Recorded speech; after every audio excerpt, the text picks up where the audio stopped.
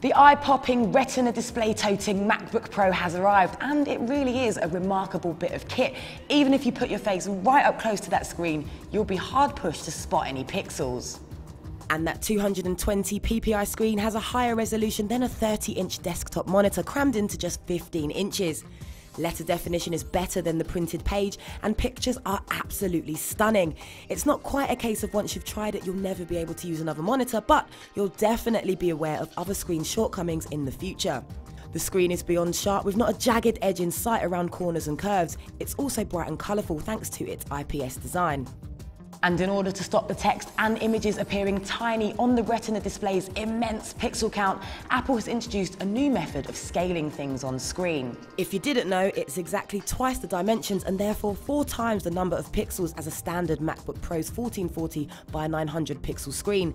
And OS X has been configured so that the desktop and font sizes appear exactly the same size as on the older panel, just much better defined.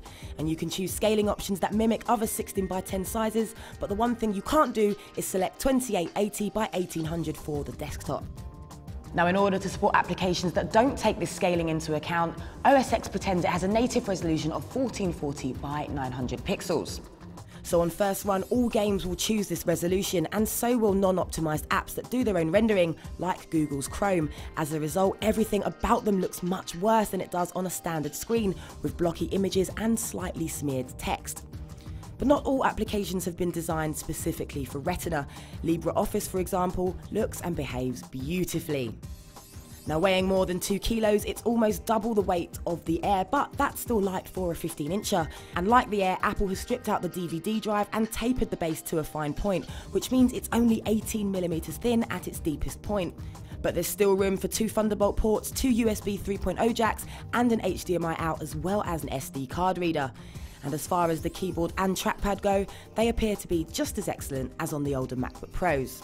And there's plenty of processing power. The Intel Core i7 chip is a proper quad core with hyper-threading, so it's not just the thinnest, lightest and highest resolution MacBook Pro to date, it's also the fastest. It combines with the SSD drive, available in varying capacities, for a very sprightly desktop performance and near instant boot time. The Nvidia GeForce GT 650M graphics are surprisingly perky too, enough to play Diablo 3 with everything maxed out at the native resolution.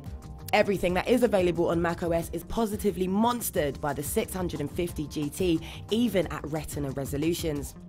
And for a laptop, it packs truly excellent speakers. The only real criticism is battery life.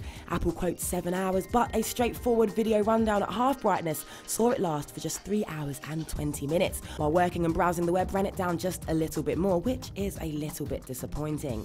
Technically speaking, the MacBook Pro with Retina display is a straight 5 stars for excellence. However, it is expensive, and for how long will that Retina display remain a novelty?